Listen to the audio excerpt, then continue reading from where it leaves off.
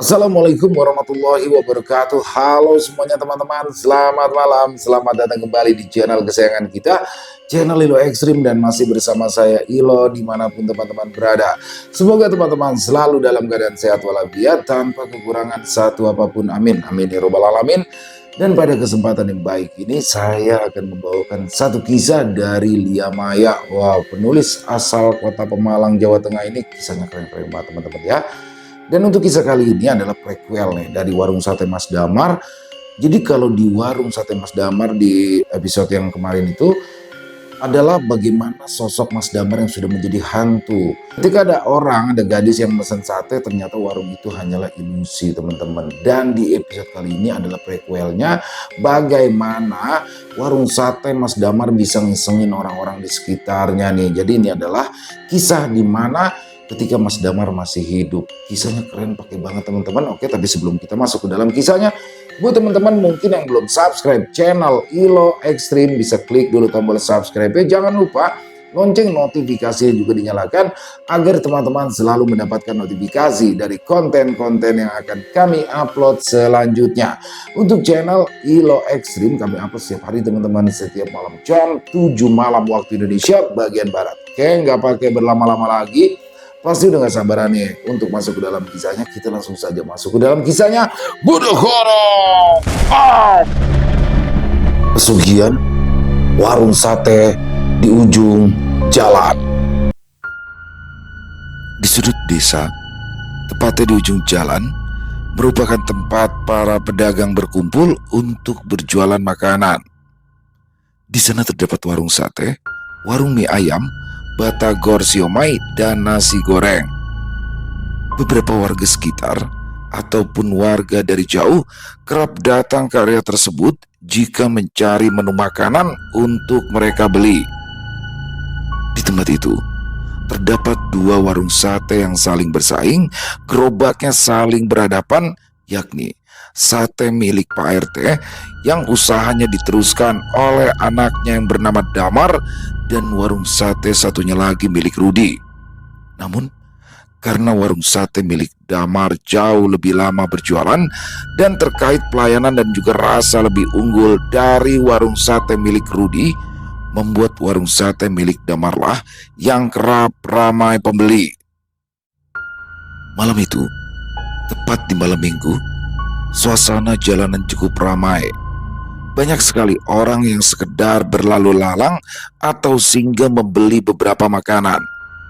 Terlihat jelas dari awal buka, warung sate milik Damar sudah banyak yang mengantri. Sementara warung sate milik Rudi baru melayani beberapa pembeli saja.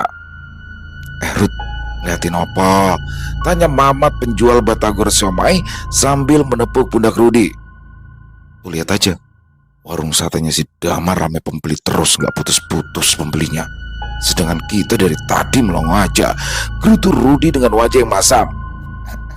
Loh ya biarin, itu kan udah jadi rezekinya si Damar. Lagian si Damar ini kan terusin usaha bapaknya. Kamu tahu sendiri bapaknya RT di sini, jadi ya wajar kalau banyak pembelinya. Cetuk Mamat yang berpikir realistis. Yang nerusin sih nerusin, tapi masa iya segitunya banget? Apa jangan-jangan pakai penglaris si Damar ini? Celetuk Rudi dengan nada yang cukup kencang. Hus, kamu itu loh Ruth, kalau bicara jangan sembrono kamu, tegur Mamat dengan wajah gusar. Mamat yang tidak mau terkena masalah karena mulut Rudi pun akhirnya meninggalkan Rudi sendiri dan kembali fokus berjualan dagangannya. Sementara Bejo si tukang nasi goreng yang baru saja selesai melayani pembeli pun menghampiri Mamat untuk sekedar mengobrol ringan sembari menunggu pembeli. Kenapa lagi si Rudi? Tanya Bejo penasaran. Itu loh, kalau ngomong mulutnya nggak bisa direm. Masa nuduh Dimas pakai penglaris? Jawab Mamat kesal. Biarin aja, namanya juga mereka itu jualannya sama. Jadi mungkin Rudi ngerasa iri lihat jualannya Damar rame terus. Padahal yang bikin gak rame itu kan dirinya sendiri. Kalau ngelayanin pembeli judes terus, beda sama si Damar. Jelas Bejo dengan nada suara yang dipelankan. Iya, Rudi ini gak bisa mawas diri. Sepi dibikin sendiri, timpal Mamat. Di sisi lain, Damar yang kewalahan melayani pembeli pun tiba-tiba didatangi oleh kekasihnya, yakni Laras. Laras yang baru pindah kos dekat area tersebut pun kerap datang ke warung sate kekasihnya itu. "Mau dibantuin, Mas?" tanya Laras dengan nada yang halus.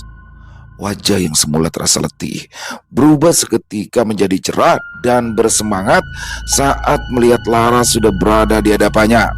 "Boleh, Dek," jawab Damar dengan halus. Dengan kedatangan Laras membuat Damar lebih cepat dalam melayani pembeli, hingga sekejap para pembeli yang mengantri sudah mendapatkan pesanan mereka masing-masing. "Alhamdulillah, selesai juga. Untung ada kamu, Dek. Coba kalau dari tadi sendirian, pasti masih sibuk aku keteteran," ucap Damar. Laras hanya terkekeh mendengar ucapan yang Damar lontarkan. "Ya tapi, ngomong-ngomong, aku juga mau satenya loh. Lapar," ucap Laras sambil mengusap-ngusap perutnya. "Oh tenang, kalau buat kamu selalu Mas simpan satu porsi dengan 2 lontong. Bentar yo, Mas bakar dulu," ucap Damar dengan hangat. Laras pun hanya tersenyum sumringah sambil meraih bangku plastik, kemudian duduk memperhatikan kekasihnya itu yang sedang membakar sate. Tiba-tiba saja ada perempuan parubaya yang hendak membeli sate. "Mas Damar, satenya masih ada enggak? Kalau ada ibu mau seporsi aja," ucap perempuan parubaya tersebut. "Aduh maaf Bu, satenya habis. Ini sisa 1 porsi buat pacar saya." "Waduh, padahal anak saya lagi ngidam sate loh." "Udah Mas, gak apa-apa, buat ibunya aja. Apalagi katanya buat anak yang lagi ngidam," celetuk Laras. "Loh, yuk jangan Dek, ini kan khusus buat kamu." Gini aja Bu, itu di seberang kayaknya masih ada satenya. Di sana juga gak kalah enak rasanya loh Bu." "Loh, emang iya toh Mas Damar? Soalnya ibu belum pernah beli di sana loh," ucap perempuan parubaya tersebut. "Dicoba aja dulu Bu, sama-sama enak kok." "Ya wes, kalau gitu ibu coba ke sana dulu ya. Makasih ya Mas Damar." "Oke Bu, sama-sama." Perempuan parubaya tersebut mendengarkan saran dari Damar, ia pun berlalu menuju sate milik Rudi. Rudi yang sedang asyik duduk pun langsung berdiri saat dihampiri oleh pembeli. "Mas, satenya masih ada." "Masih Bu, mau berapa?" "1 porsi aja ya Mas, tapi minta bumbunya dibanyakin, soalnya anak saya lagi ngidam." Bu, beli 1 porsi aja minta bumbu kacangnya banyak, ya rugi dong saya," celetuk Rudi dengan memasang wajah masam. "Biasanya kalau beli di Mas Damar juga bisa dikasih bumbunya banyak." "Wah, ya udah, kalau gitu beli di Damar aja, ngapain beli di sini?" "Mas, jualannya kok judes banget, pantesan sepi. Kalau nggak dengerin ucapan Mas Damar juga saya malas beli di sini. Dah, saya nggak jadi beli," celetuk perempuan parubaya tersebut dan berlalu pergi. Dasar nenek-nenek," celetuk Rudi kesal. Mamat dan Bejo yang melihat cara pelayanan Rudi pun hanya saling tatap dan menggelengkan kepalanya. Sementara di warung sate milik Damar, terlihat Damar sedang asyik mengobrol dengan Laras sembari Laras menikmati sate yang dibuat oleh Damar. Enak banget deh. Aku gak bakalan bosen kalau makan satenya tiap hari," ucap Laras dengan raut wajah sumringah. "Tiap hari kesini aja deh. Mas pasti simpen dulu buat kamu." "Loh, emangnya Mas gak rugi?" "Ya enggak lah, buat pacar sendiri masa rugi." "Kamu mau jajan yang lain gak Dek? Di seberang sana ada siomay, batagor dan mie ayam." "Enggak Mas, ini aja cukup kok." "Ya wes, habiskan dulu. Mas beres-beres dulu ya. Nanti kalau sudah selesai, Mas antar pulang kamu ke kos." Laras hanya mengangguk pelan sembari menikmati satenya. Sesekali Laras mengedarkan pandangannya. Semakin larut, rupanya area tersebut cukup sepi, hanya tersisa beberapa penjual saja. Selang beberapa puluh menit, Damar yang sudah merapikan warungnya pun mengajak Laras untuk pulang menggunakan sepeda motornya. Laras dengan patuh membonceng.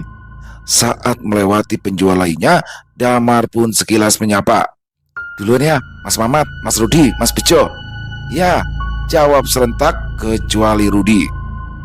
Rudi hanya terdiam dengan wajah yang tidak suka menatap kepergian Damar. Pacarnya Damar cantik ya, puji Mamat. Ya, katanya itu anak kosnya Bu Rima, timpal Bejo. Oh alah, pantes sering ke warungnya Damar, ternyata nggak terlalu jauh toh. Sementara itu, Damar dengan santainya mengemudikan sepeda motor sembari tangan kirinya mengusap-ngusap kaki Laras. Dek, kalau kamu lagi lapar ngomong, biar Mas anterin ke kosan kamu. Iya Mas baik banget sih. Ya harus baik dong sama pacar sendiri toh, masa jahat. Laras pun tersenyum mendengar jawaban Damar. Tanpa terasa, sepeda motor yang dikendarai Damar pun sampai di depan kos Bu Rima. Laras pun langsung turun. Ya wes, kamu langsung istirahat ya dek. Iya Mas. Bentar dek, bentar. Damar merogoh kantong tasnya dan mengambil uang lembaran 100 ribuan untuk diberikan kepada Laras. Ini buat pegangan. Ya kali aja kamu beli sesuatu. Gak usah Mas, gue jadi repot-repot ngasih aku uang segala. Udah gak apa-apa. Laras merasa sangat terharu dengan sikap Damar ini. Ini pertama kalinya ia diperlakukan sangat istimewa yang sebelum-sebelumnya tidak ada yang peduli dengan nasib dan kehidupannya. Makasih banyak ya Mas. Semoga jualan Mas Damar lancar terus. Amin. Ya wes dek, Mas pulang dulu ya. Udah malam ini, kamu jangan lupa langsung istirahat. Laras hanya mengangguk pelan dan perlahan sepeda motor Damar mulai meninggalkan area kos Bu Rima. Laras pun masuk ke dalam kamar kosnya untuk beristirahat. Sementara itu, di ujung jalan, para penjual satu persatu sudah mulai pulang karena waktu sudah semakin larut, hanya menyisakan Rudi seorang. Rudi yang jualannya masih sangat banyak pun berdecak kesal dan frustasi. Kalau gini terus bisa-bisa gulung tikar aku ini. Dengan terpaksa, ia pun menutup warungnya dan berlalu pulang ke rumahnya. Hari berganti pagi. Seperti biasa, Damar yang baru saja terbangun langsung bersiap-siap untuk pergi ke pasar karena harus berbelanja kebutuhan jualannya. Bu, aku ke pasar dulu yo. Gak sarapan dulu kamu Damar? Enggak Bu, nanti aja sarapannya di pasar sekalian. Udah kesiangan Bu, takutnya nanti bahan kehabisan. Yowes, hati-hati ya. Ya Bu, assalamualaikum. Waalaikumsalam. Damar pun langsung meninggalkan halaman rumahnya dengan mengendarai sepeda motornya. Dia langsung melesak masuk ke pasar dan membeli semua bahan yang ia butuhkan. Tak lupa, Damar juga membeli 2 bungkus nasi untuk sarapan. Setelah keluar dari pasar, buru-buru Damar menuju kos Bu Rima yang rupanya sudah ditunggu oleh Laras. Udah lama ya nungguin aku ya dek? Tanya Damar yang masih duduk di atas motor. Enggak kok Mas. Ini Mas udah belikan kamu sarapan, ucap Damar sambil menyodorkan kantong kresek yang berisikan 2 bungkus nasi. Mau sarapan bareng Mas? Tanya Laras yang dibalas anggukan oleh Damar. Laras pun mengajak Damar untuk duduk di halaman kos Bu Rima dan mereka sarapan bersama di sana sambil menikmati sejuknya udara pagi. Selesai sarapan, karena waktu yang singkat, Damar pun berpamitan untuk pulang. Sesampainya di rumah, Damar pun langsung disibukkan oleh pekerjaannya sampai siang yang dibantu oleh ibunya. Waktu berlalu begitu saja. Kini malam pun tiba. Damar yang baru saja membuka warung satenya pun langsung diserbu oleh beberapa pelanggannya. Sementara lagi-lagi warung sate milik Rudi tidak ada yang melirik satupun. Kayaknya nggak bisa nih kalau gini terus, batin Rudi. Malam itu Damar tutup lebih cepat dan seperti biasanya ia dibantu oleh Laras sang kekasih. Rudi yang dagangannya masih banyak pun memilih untuk menutup warungnya lebih awal karena ia ingin pergi ke suatu tempat. Rupanya Rudi mencari-cari informasi mengenai penglaris. Dia ingin menggunakan penglaris untuk mengalahkan warung sate Mas Damar, karena ia sudah sangat muak melihat jualan Damar yang terus-menerus laris manis.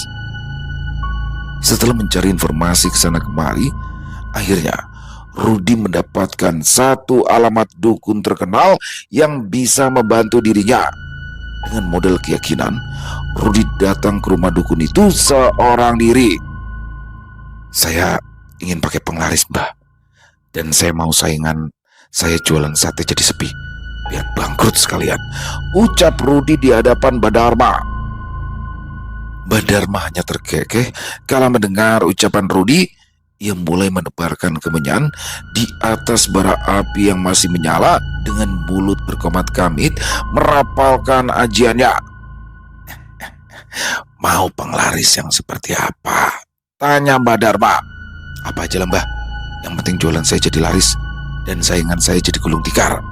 Mbah Dharma meraih sebotol kecil berisikan minyak dan ia merapalkan ajian-ajian yang Rudi tidak mengerti. Selesai ritual, minyak tersebut Mbah Dharma berikan kepada Rudi. "Teteskan minyak ini ke bara api saat kamu baru mulai membuka warung satemu." Dengan sumringah, Rudi meraih botol minyak tersebut dan sudah berangan-angan bahwa dirinya akan kaya dengan hasil minyak penglaris tersebut. "Ingat semua pantangan yang sudah saya beritahukan. Siap, Mbah?" Setelah urusannya di rumah Mbah Dharma selesai, Rudi pun berpamitan untuk pulang dan berniat akan langsung mencoba minyak tersebut malam ini juga. Di malam harinya, suasana sangat berbeda. Rudi, yang biasanya membuka lapak dengan wajah masam dan cemberut, kali ini ia sangat bersemangat dan riang, berharap malam ini bisa meraup uang lebih banyak. "Tumben, semangat banget kamu," tanya Mamat yang melihat perubahan dari Rudi malam itu. "Iya nih Mas Mamat, lagi semangat aja." "Nah gitu dong, orang jualan itu harus gitu, nanti jadi dapat aura positif," puji Mamat dengan senyum yang mereka. Rudi, yang baru memulai membakar bara api pun langsung meneteskan beberapa tetes minyak yang diberikan oleh Mbah Dharma. Sesekali ia menoleh ke kiri dan kanan untuk memastikan tidak ada yang melihat pergerakannya. Saat itu juga tercium aroma sangat wangi dari gerobak sate milik Rudi. Bahkan pembeli yang sebelumnya sudah mengantre di warung sate milik Damar pun berpindah haluan ke warung sate milik Rudi. Seketika sate milik Rudi langsung digeruduk para pembeli hingga Rudi merasa kewalahan melayani pembeli malam itu. Mamat dan Bejo yang melihat itu pun sampai terheran-heran. Sementara Damar, ia hanya menghela nafas kasarnya melihat jualannya kali ini sepi pembeli. Laras yang baru saja datang pun membuyarkan lamunan Damar saat itu juga. "Mikirin apa sih Mas?" "Kamu Dek, Mas sampai nggak sadar kamu datang." Laras hanya tersenyum, lalu menarik kursi plastik dan duduk tepat di hadapan Damar. Sesekali Laras menoleh ke warung sate milik Rudi yang terlihat sangat ramai. "Tumben kamu gak sibuk Mas?" "Iya nih Dek, gak tahu malam ini banyak pelanggan Mas yang pindah ke warung seberang."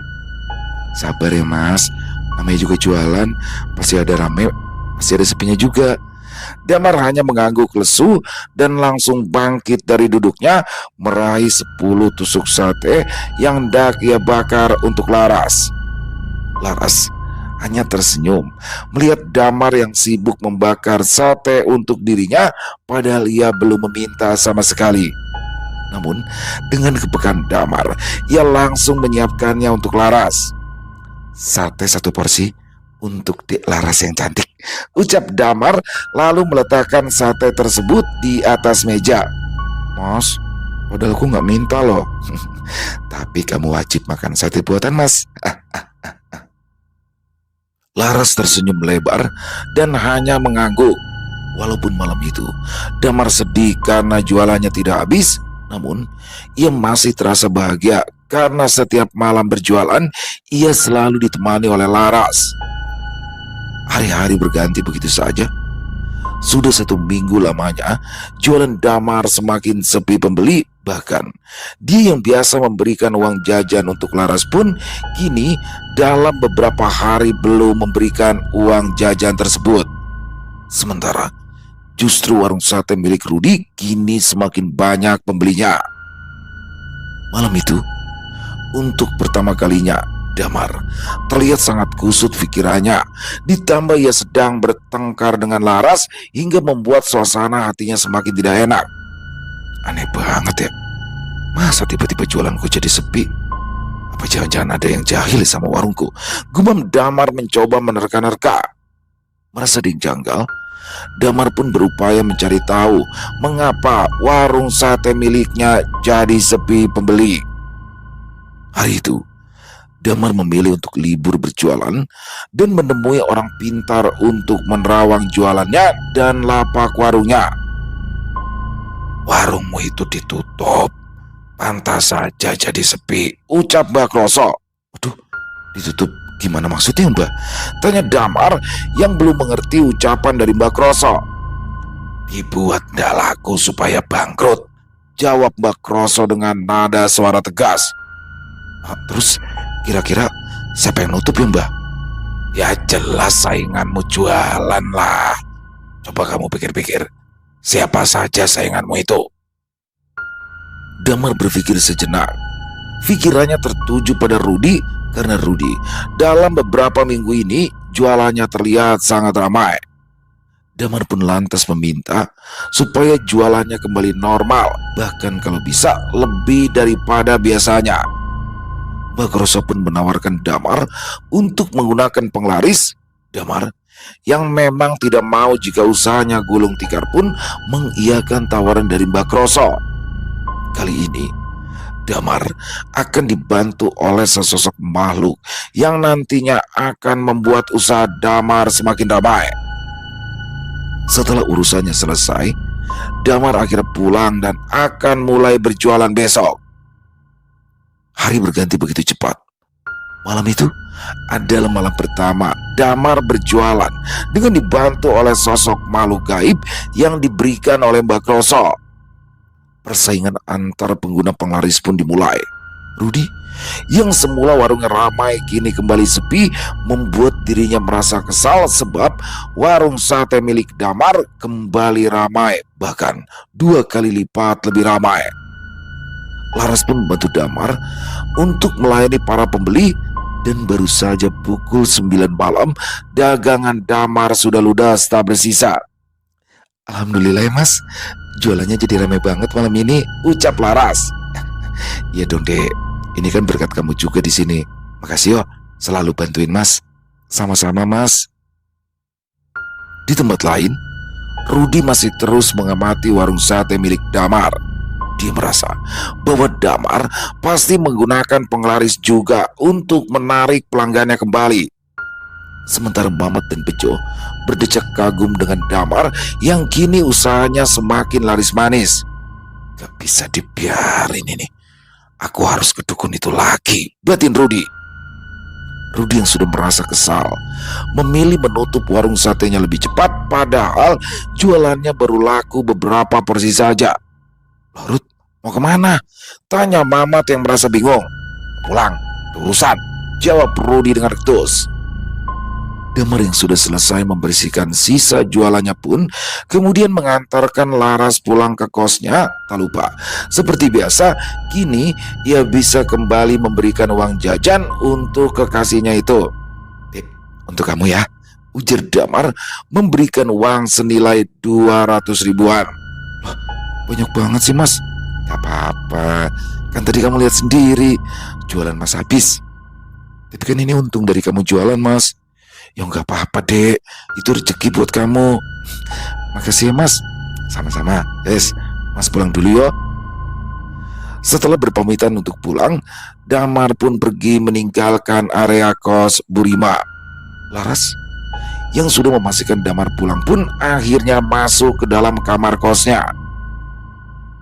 Hari-hari berlalu sebagaimana mestinya. Kini usaha Damar semakin laris manis. Bahkan setiap harinya pelanggannya terus bertambah. Bahkan warung sate milik Rudi sudah tutup beberapa hari ini.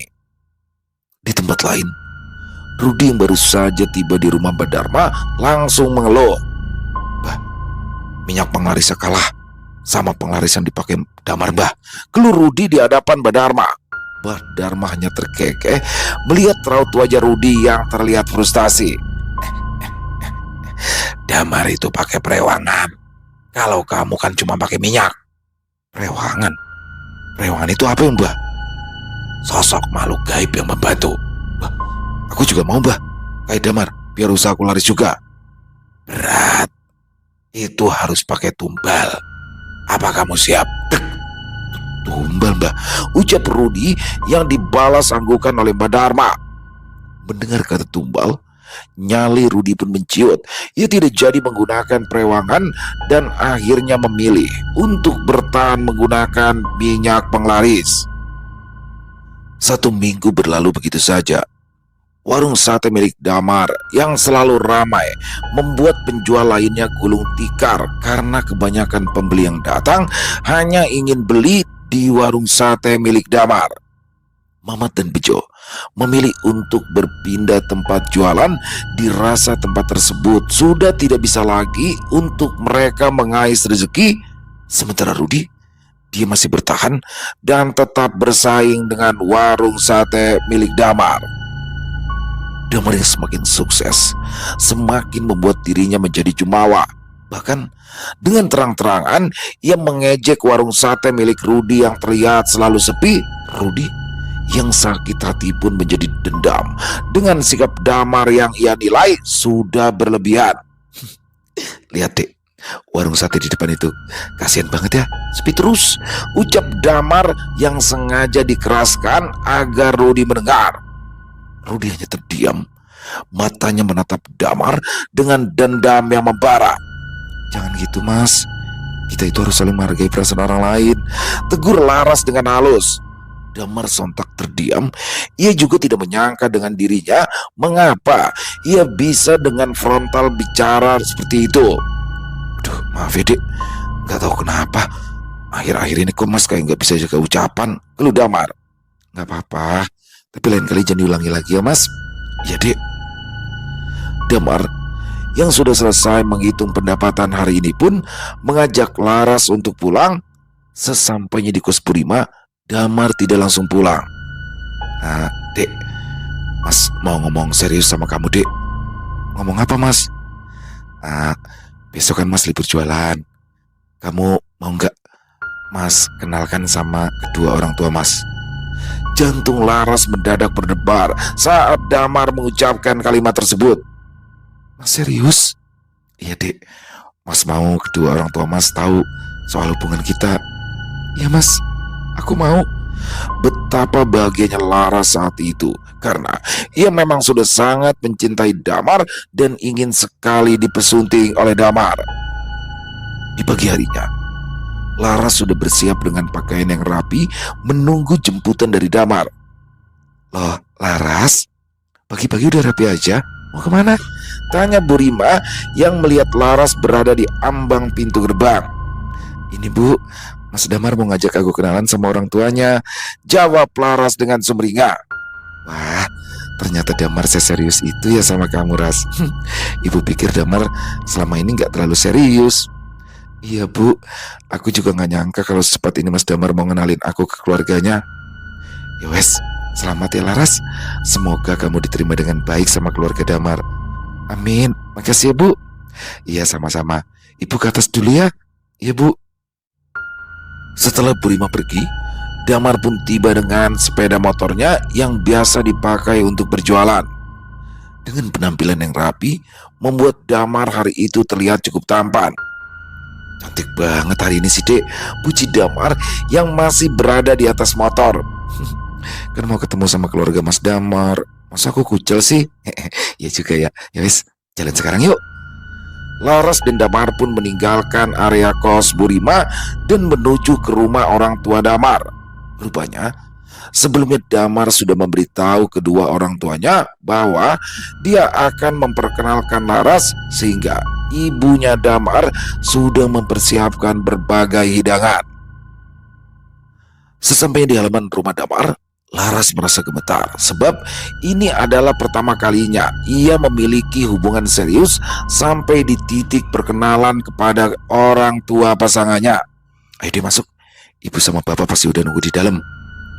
Laras hanya menganggukkan kepalanya. Jantungnya berdebar kencang, keringat dingin mulai membasahi kedingnya. Damar yang menangkap ekspresi wajah Laras yang sangat tegang pun meraih tangan Laras dan menggenggamnya erat-erat. Assalamualaikum, Pak, Bu, ucap Damar di ambang pintu. Waalaikumsalam, jawab ibunya Damar dari dalam rumah. Kedua orang tua Damar pun menyambut kedatangan Laras dengan sangat baik. Laras diterima dengan baik oleh kedua orang tua Damar dan perkenalan hari itu berjalan dengan semestinya. Hubungan yang semakin serius membuat Damar semakin getol dalam berjualan. Ia berencana untuk melamar Laras. Malam itu Damar kembali berjualan di ujung jalan tempat biasa Damar berjualan. Kini terlihat hanya Damar saja yang berjualan. Penjual lainnya sudah tidak lagi berjualan di tempat tersebut, termasuk Rudi. Namun pelanggan Damar tetap setia membeli sate milik Damar tersebut, yang mana ia juga masih dibantu oleh makhluk gaib perewangannya. Malam itu tidak seperti biasanya. Malam terasa sangat sunyi. Damar yang baru saja selesai berjualan pun memilih untuk bersantai sejenak sembari membahas rencana acara lamaran dengan Laras. Dek, kira-kira dari jarak lamaran ke pernikahan kamu mau berapa lama? Setengah tahun atau 1 tahun ya? Terserah Mas Damar aja, sesiapnya Mas Damar aja ya. Ya kalau gitu gak usah lama-lama ya, Dek. Setengah tahun aja. Kalau udah nikah kan enak, tiap hari nanti kita bisa jualan bareng. Laras hanya tersipu malu mendengar ucapan Damar. Tidak disangka hubungan yang ia jalani sudah sejauh ini, namun ada sesuatu yang mengganjal di dalam benak Laras sendiri, yakni dengan orang tuanya sendiri. Mas, tapi kamu tahu sendiri kan, hubunganku dengan kedua orang tuaku lagi gak baik-baik aja, ucap Laras dengan wajah tertunduk lesu.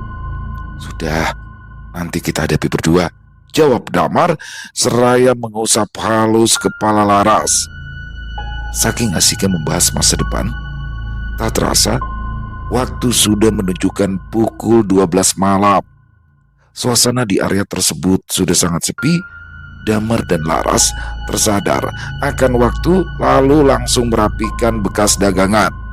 Namun tiba-tiba saja segerombolan orang dengan wajah yang ditutup datang merampok Damar dan Laras.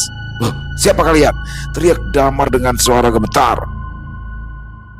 Ada 3 orang dengan wajah yang sengaja ditutup dan membawa sebilah golok menakut-nakuti Damar dan Laras.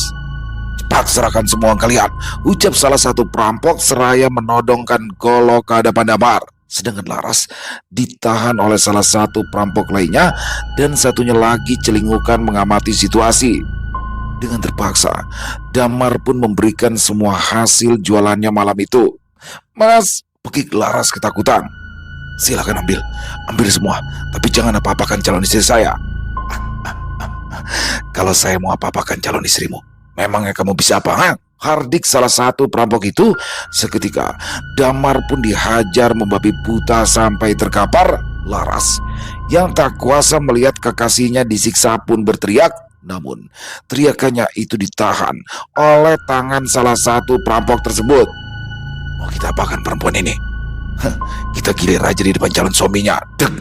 Laras yang mendengar hal tersebut pun langsung meronta-ronta, berupaya melepaskan tubuhnya dari jeratan tangan perampok tersebut. Namun sayang, tenaganya tidak sebanding dengan tenaga perampok tersebut. Sedangkan Damar, ia hanya menatap nanar ke arah pelaku tanpa bisa berbuat apapun.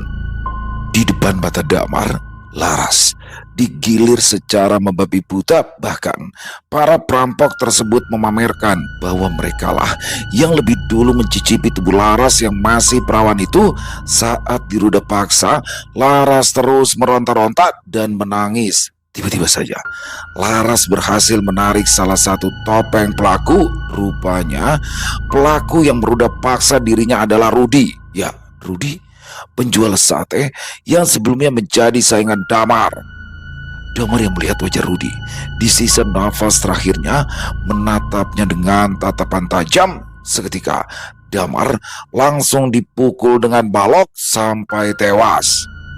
Rudi yang merasa sudah puas menggagai Laras pun meninggalkan Laras begitu saja. Laras yang shock dan tak kuasa menahan sakit di tubuhnya akhirnya tak sadarkan diri. Pagi harinya, area tersebut menjadi gempar saat seorang warga mendapati Damar dan Laras yang sudah terkapar. Namun saat dicek, rupanya Damar sudah tidak bernyawa, sementara Laras hanya pingsan. Mereka pun dibawa ke rumah sakit untuk diperiksa, sementara Damar akan diotopsi. Laras yang hanya pingsan pun langsung mendapatkan penanganan karena ada luka di alat vitalnya, sementara jasad Damar setelah diotopsi langsung dimakamkan oleh pihak keluarganya. Selang beberapa waktu, serangkaian pemeriksaan dan dari kesaksian Laras, akhirnya polisi mampu menjerat para pelaku. "Laras, ayo pulang ke rumah," ucap ibunya Laras yang saat itu baru sampai di rumah sakit. Laras hanya terdiam. Dia melamun, masih terbayang-bayang olehnya kejadian tragis yang menimpa dirinya dan juga kekasihnya. "Laras, maafin ibu sama bapak ya. Ayo kita pulang yuk. Aku mau sendiri dulu, Bu." "Tapi Laras, kondisimu sudah seperti ini, Dok. Sejak kapan ibu peduli dengan kondisiku?" Laras menatap nanar ke arah ibunya. Ibunya yang sudah pasrah pun terdiam dan pulang tanpa membawa Laras. Seminggu setelah perawatan di rumah sakit, kini tubuh Laras berangsur membaik. Ia pun kembali ke kos Bu Rima karena Laras masih enggan untuk pulang ke rumah orang tuanya. Di dalam kamar kos, setiap hari Laras merasa sangat kesepian. Ia terus mengenang masa-masa indah bersama Damar. Terkadang ia meraung, menangisi nasibnya yang menyedihkan itu. "Andai malam itu tidak pernah ada, mungkin kita masih bersama-sama, Mas. Kenapa Tuhan tega sama kita? Kenapa Tuhan tega bikin aku sendiri lagi? Aku kesepian." Laras terisak di dalam kamarnya. Bu Rima yang sesekali mendengar tangisan Laras pun kerap berupaya menawarkan diri untuk menemani Laras, namun tawaran itu selalu mendapat penolakan. 2 bulan berlalu setelah kejadian tragis itu, Laras yang masih tinggal di kos Bu Rima pun merasa tiba-tiba tidak enak badan, perutnya terasa mual dan selalu ingin muntah. "Kenapa badanku gak enak banget ya?" gumam Laras dengan wajah yang terlihat lesu. Bu Rima yang sesekali mengecek kondisi Laras sontak mempertanyakan hal tersebut karena mendengar Laras muntah-muntah di dalam kamar mandi. Ya, setelah kejadian tragis yang menimpa Laras, diam-diam kedua orang tua Laras meminta tolong kepada Bu Rima untuk sesekali memastikan kondisi Laras, sebab sudah pasti Laras membutuhkan waktu lebih lama untuk menyembuhkan kondisi mentalnya. "Laras, kamu sakit ya?" tanya Bu Rima dari luar kamar mandi. Laras yang mendengar suara Bu Rima pun langsung keluar dari kamar mandi sembari menyeka mulutnya. "Gak tahu nih Bu, dari tadi perasaan perutku mual. Aku kira karena belum sarapan aja. Tapi pas nyoba sarapan malah tambah muntah," jawab Laras dengan suara lemas. Bu Rima yang mengerti suatu hal tiba-tiba terdiam sambil mengamati tubuh Laras dari ujung kaki hingga ujung kepala. Namun rasanya sangat tak kuasa saat Bu Rima hendak mempertanyakan suatu hal kepada Laras. "Laras, ikut ibu ke atas yuk. Ibu buatkan teh hangat. Kayaknya kamu masuk angin deh. Laras hanya menganggukkan kepalanya. Dia pun mengekor di belakang Burima sambil menaiki anak tangga. Sesampainya di lantai 1, Laras langsung mengempaskan tubuhnya di sofa. Hanya untuk menaiki anak tangga saja, Laras merasa tenaganya seperti terkuras habis. Ya Allah, lemes banget, keluh Laras. Tiba-tiba saja, Burima sudah berada di hadapan Laras dengan membawa secangkir teh manis hangat. Burima pun duduk tepat di samping Laras dan memberikan teh tersebut. Coba diminum dulu. Siapa tahu setelah minum teh perut kamu langsung enak. Makasih ya Bu, Ibu udah perhatian sama aku, ucap Laras seraya meraih cangkir teh tersebut. Perlahan ia menyeruput teh hangat buatan Burima. Dan benar saja kata Burima, setelah meminum teh hangat itu, perut Laras menjadi lebih enak dari sebelumnya. Laras, Ibu mau tanya satu hal, tapi Laras jangan tersinggung ya, ucap Burima dengan hati-hati. Iya Bu, ada apa? Apa Laras sudah haid? Laras terdiam seketika saat mendengar pertanyaan dari Burima. Ia berupaya tersadar satu hal. Rupanya sudah 2 bulan ini Laras belum juga mendapatkan haid bulanannya. Seketika ia kembali mengingat kejadian kelam yang ia alami 2 bulan yang lalu. Seketika tubuh Laras gemetar ketakutan, jantungnya berdetak lebih kencang, wajahnya berubah menjadi gusar. Burima yang melihat gerak-gerik Laras pun langsung memeluknya erat. Tenangkan pikiranmu ya Dok, ucap Burima sembari mengusap-ngusap halus punggung Laras. Aku takut Bu. Tenangkan hatimu dulu Dok. Gak apa-apa ya, ada Ibu di sini yang nemenin kamu. Burima sebisa mungkin mencoba menetralkan perasaan Laras. Dengan perlahan, Laras mulai mau mencoba mengecek apakah dirinya hamil atau tidak. Burima yang tidak tega jika Laras membeli test pack sendirian pun berinisiatif membelikan beberapa test pack dengan merek yang berbeda. Malam itu, perasaan Laras sangat gelisah. Ia tidak tahu harus berbuat apa. Jika hasil test pack-nya positif, ia merasakan ketakutan mendalam.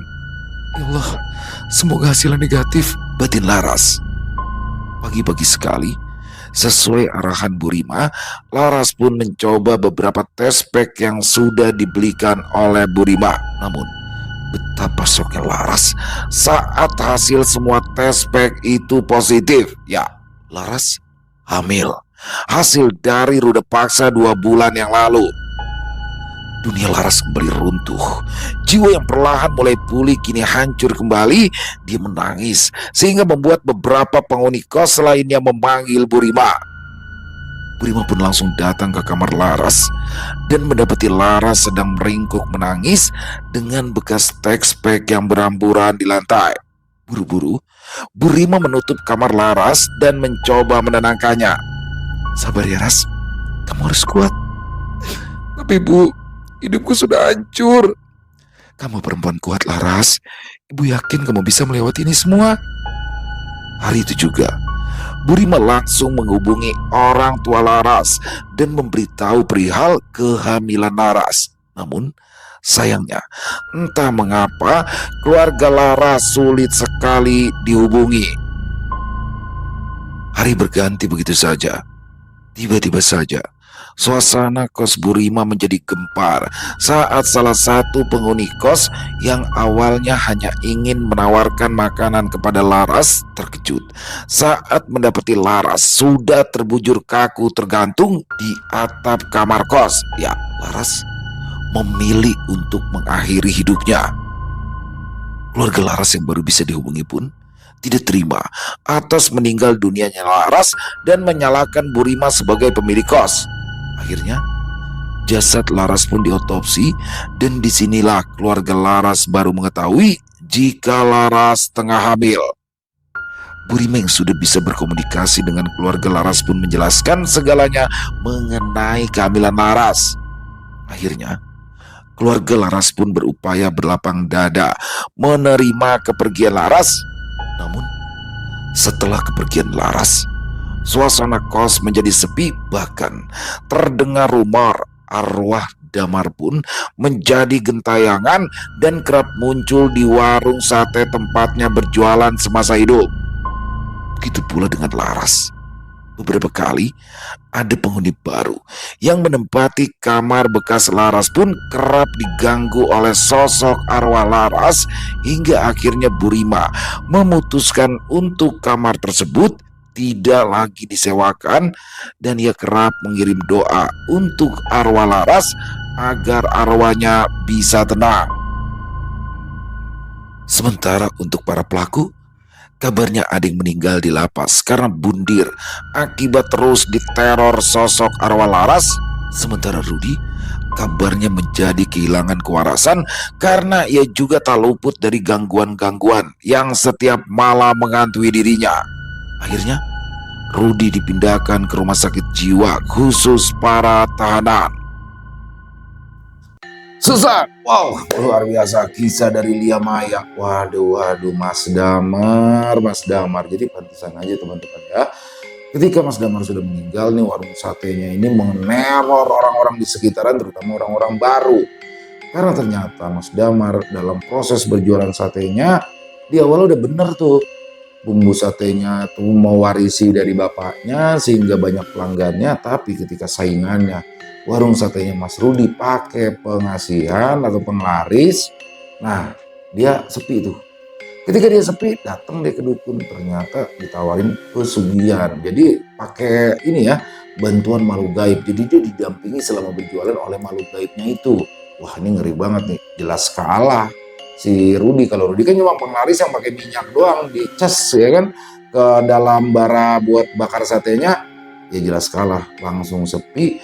Dan di sini dia merasa jumawa ya, merasa jumawa hingga akhirnya dia ngomong yang gak enak tuh ke Rudi. Dengeran Rudi udah dendam, disikat, dirampok, dihabisi nyawanya, terus diruda paksa juga tuh pacarnya. Sehingga Mas Damarnya meninggal, pacarnya hidup, tapi akhirnya bundir karena udah gak sanggup menahan beban karena dia hamil akibat ruda paksa tersebut. Wah, tragis banget teman-teman. Padahal awal udah bagus ya, dia jualan dengan cara yang baik, pacarnya juga gak neko-neko. Tapi ya itulah hidup teman-teman ya. Kadang-kadang orang yang di awalnya lurus tiba-tiba bisa berubah atau yang sebaliknya.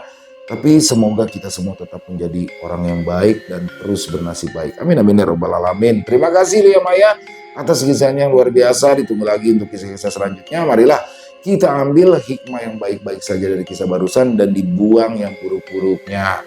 Buat teman-teman yang punya komentar lain, silakan bisa menuliskan di dalam kolom komentar ataupun hanya sekedar saling menyapa. Insya Allah kami akan menjawabnya satu persatu.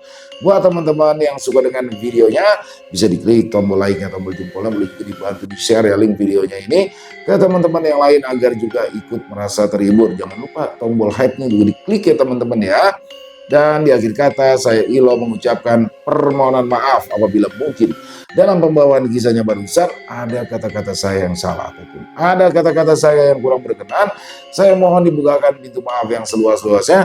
Sampai berjumpa lagi di konten-konten kami selanjutnya yang pasti tidak kalah ngerinya, pasti tidak kalah seramnya. Masih bersama saya Ilo di channel Ilo Ekstrim. Salam sehat sukses selalu untuk kita semua. Wassalamualaikum warahmatullahi wabarakatuh.